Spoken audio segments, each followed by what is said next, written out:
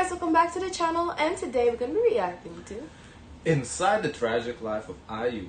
So we saw yesterday how popular IU is in Korea. Like, she really is that girl. Is that girl? She's yeah. that girl. Let's see what's tragic about her life. I don't know. Let's see. This is old though, 2 years ago. IU is an artist that most of us K-pop fans recognize immediately. The real name of this so-called golden voice singer is EGN, and her stage name stands for I and U. Even though she became one of the biggest K-pop acts of our generation, her life has been far from a fairy tale. IU's story is actually heartbreaking. Sad childhood. IU was born on May 16, 1993 in Seongjeong-dong, Korea. As the fate had plans for her, she became interested in a career in the entertainment industry already when she was very young. Because her family was well off at the time, her parents were able to afford to send her to acting classes and support their daughter's dream. Unfortunately, around the time IU was in elementary school, her family's good financial situation started to crumble down after her parents fell into a devastating debt. They had to move to Uijeongbu in Gyeonggi province, but rather than stay with their parents, who both had to work hard to pay off their debt, IU and her younger brother went to live with their grandma and cousins. Now, this was a major change that affected Jian for the rest of her life. In one of the interviews, she shared what it was like back then. In this tiny room, I lived with my grandmother, cousin, and brother. It was always cold and we never had enough to eat. This led to a lot of suffering, but IU never complained and tried to be grateful for the little she had. During these times, her grandma supported everyone from the family by selling hair accessories at the market. Little did IU know that things were about to get even worse. After a while, her grandma's studio room became infested with roaches, and it wasn't safe for anyone to live there anymore. So they all moved into a house of their relative. Things got ugly when the I wonder what is infested with roaches like to what extent? Because I feel roaches are pretty common. Like, how bad did it have to be that it was unsafe to live there? I guess if you're sleeping and they're biting you, I don't know, like getting into your food. Like, I think there's a limit. Like, no, if you see one, okay. No, of course there's a limit on roaches, but like, what is considered infested with roaches?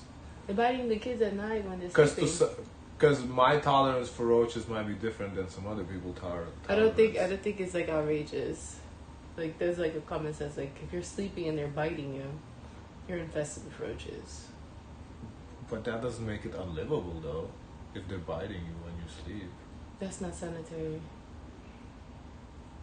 Well, if they're getting into the food too as well. If, like, no matter what you do, no matter how much you clean, they're still there. There's an infestation. But that's not unlivable. Like, when I was growing up, I had roaches. Like, they were all over the place. It wasn't like you walking around, you stepping on roaches left and right. No, but, you know, you see roaches. So I wonder if that would have been considered infestation or not. Because we lived there and, you know, it was fine. Like, nothing happened. So that's why I wonder what is the threshold for infestation versus not, you know. Family tried to crush her dreams of becoming an entertainer. The singer, now known as the nation's little sister, shared a story about how one of her relatives would often come home drunk and hurt her verbally, screaming that she should be studying instead of practicing because she would never become a singer. IU said that she had always tried to pretend to be asleep just to endure all the pain that she was feeling. I feel that's for everybody who chooses like the non-traditional path, like athlete, you know, musician, like any sort of artist, athlete, what else? And an entrepreneur too. Like any sort of like that doesn't require you to go work 9 to 5. Like, it's gonna be the same thing. We're like, oh, you're never gonna get there. Just go 9 to 5. Like, no matter what. Like, you can hear plenty of stories for like athletes where teachers in school said, oh, you're not gonna be there. It's just to be gamer is another one, you know, because nowadays people make social media, YouTube, people make money of that. So I feel that's pretty common. But life had more suffering in store for her. The horror of her teen days. It was unusual because remember, she's not a young star. She was born in 1993, so going through that at those times is a little bit unusual. It's not traditional because at that time I would say everyone is going for the 9 to 5. Now it's more normal, but imagine understanding the time period for her. Yeah, time period, and, you know, I don't know what kind of economic state Korea was in. Yes. Despite a lack of support from within her family, IU persevered and did her best to follow her dreams. You'd think that by this time, life would take a turn to be a little kinder to her, but unfortunately, it kept knocking her down. Even after finally becoming a trainee, things didn't go as planned. To keep it real, the situation... Oh. What happened? No, I thought I clicked something. But Your full style forecast? It was horrible. It turned out that the agency which she signed to was actually scamming new naive artists, and they tricked her into spending a large amount of money for the training and appearing on various TV programs. What's more, the money she used to pay the agency came from her grandma, who struggled to earn it. Despite the terrible experience, I continued to audition for different labels. After 20 auditions, including one for JB Entertainment, luck was still not on her side. That is, until... Did the agency ever, there was the legal proceedings and at least people got some of the money back? Guys, let us know.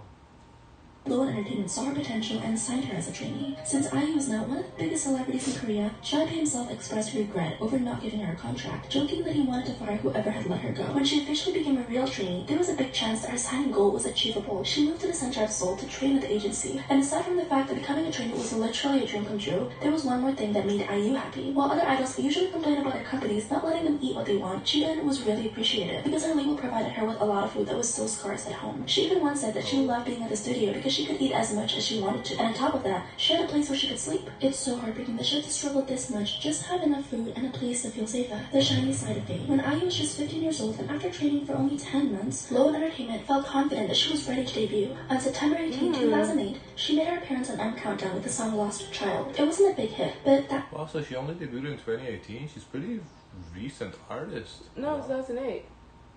Oh, it wasn't 2018. Oh! I guess I saw September 18th and I... Oh, the person misspelled September. September. Yeah. Oh yeah, I saw September 18th. I assumed it. Yeah. Okay, that's what I thought. I was like, 2018. Then I was like, what? Okay. Didn't stop her. After all, she had gone through so much that some criticism from netizens was just a minor issue for her. The times were getting better, and when she released the debut studio album Growing Up, I began getting attention. And remember, that's before social media. This is before you could blow up with the assistance of social media. 2008 was right before, yeah. And started getting popular in the mainstream media. Even though she was still pretty much a rookie, she had earned enough money to help take care of her family, pay off her parents' debts, and buy her dad his dream car. Jiyeon was getting a gig after gig and finally living what seemed to be her best life. When she was just 18, she starred in a famous drama, Dream High, which is almost like a flashback of her previous struggles. Honestly, IU was just killing it. Year by year, she was getting bigger and more. That must have been kind of hard to act because you basically had to relive it. That's kind of hard, though. Oh, I feel like that would be easy. I could do that. You think you could do it? Yes. I feel like that's a little PTSD, You could really show the emotions you have gone through it, which the audience is gonna eat up. That is true, but at the same time, it's kind of PTSD because you're reliving it. Your worst nightmare, basically. Or conquering your worst nightmare. At the end of 2011, she released her second full-length album, Last Fantasy, and it was an all-kill. All 13 songs immediately swept the charts. Imagine accomplishing all this at only 18. Her impact is so admirable, and it's crazy to think that just 3 years before that, she hadn't had enough food to eat. Another thing that's pretty mind-blowing about IU is that 71% of the people who bought tickets for her concerts were male, which is considered really unusual for a K-pop concert. She won a ton of awards, and Billboard magazine named her as one of the hottest musicians under 21 for her unique charm and undeniable hits that have made her into a bona fide superstar. I mean, one can hardly do better than that, right? But life had other plans, too many goodbyes. Losing friends is never easy. Though, when it happens naturally, it's much different than when your closest friends tragically pass away. Some people may not know this, but IU was so incredibly close to Junghyun, Sully, and Luhara. They were amazing friends who spent so much time together that it affected her tremendously when they passed. In 2018, IU even gave a speech at the Golden Disc Awards where she fearlessly mentioned Junghyun. To be honest, I'm still very sad. Why he was in such pain and suffered so much, I think I partly understand. That's not an emotion that I'm completely unfamiliar with. We are people whose daily lives are so busy, and we have to plan for our next month, next year. It's sad that our reality will not allow us to dwell in sadness for as long as we want. However,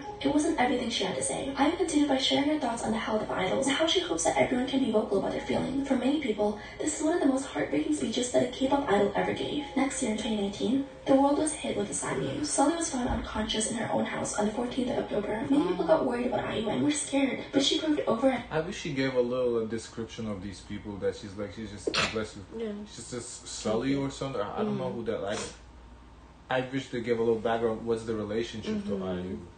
Over again how strong she is, and she endured the pain of losing one of her closest friends. In 2012, she actually wrote a song about Sully called Peach. The name of the song came from Sully's nickname. After she passed away, the song re-entered the music charts, and the whole world was reminded of what a precious person she was. Let's just say that the lyrics of the song hit different now. Telling you multiple times is not enough. With this tickling voice that only knows you, I will sing for you. My heart keeps going to you. Because of the unfortunate event, IU postponed the release of her album and the beginning of her concert too. She said, I think... The NFL season is here. Get NFL Sunday Ticket and YouTube TV and watch. I need a little time for myself, which was only understandable. To honor Sully, IU posted a series of pictures on her Instagram. She showed a picture of herself with a drawing made by Sully that inspired her album Cheshire. She then shared a story of how she once saw that drawing at Sully's house and that she was so kind to give it to her. As it turns out, the drawing was also Sully's self-portrait, so it holds a real significance to IU. On the 23rd of November 2019, IU held her concert, and since it was only a month after Sully passed away, she still felt very sad. During her concert, Jian said, "I'm no longer able to see my friend whom I loved so dearly. She used to always come to see my concerts that are held in Seoul, no matter how busy she was, so I tried really hard not to cry today. But it has been a month since I last saw her, and when it came to the last song of that night, she ended it with, 'This is for her, and this is for everyone who needs it.' But only one day after the concert took place, another friend of IU was found unconscious. Kuhara passed away on the 24th of November 2019, and GN, along with many other people, were left This this video kind of explains IU's music a little bit, because most of what we see now IU's like very much ballads, like sad music that she makes. Kind of explains why she's had a pretty sad life, like a lot of loss. It's just loss and struggle in her life, so it kind of gives a little insight into IU's psyche, I guess. Yeah. Completely devastated. It is rumored that IU found out the news about this in the middle of the day 2 of her concert. She shared a long, strong message with her fans. At times like now, people should love each other. Even when the world seems so mean, I hope that we all love one another as we live. It's absolutely crazy to even imagine the things she's been through and how much she managed to overcome. In 2020, IU released a song featuring Suga from BTS. The name of this fantastic music piece is 8 and it's about precious memories. Many people suspect that the first lines of the song are about Junghyun, Sully, and Kuhara because they seem to fit this situation perfectly. So, are you happy now? Finally happy now, are you? Well, I'm just the same. I feel like I lost everything. Everybody comes and goes as they wish, even without a goodbye. I don't want to love anyone if things go like this. It's no surprise that IU was deeply affected by everything that happened in between 2018 and 2019. In the song, she seems to be asking them if they're happy since they escaped all the hate they had to endure while they were still here. I'm pretty sure that she's never going to forget them. Honestly, IU is one hell of a woman. She's a fierce, independent female artist who deserves the whole world and more. Everything she touches turns into gold. Let's support her to the end, guys. Thank you for watching today's video. See you soon. Wow. Guys, of course, let us know your thoughts. Please like, comment, and subscribe. Join the Discord, and as always, share as much kindness as possible. Bye.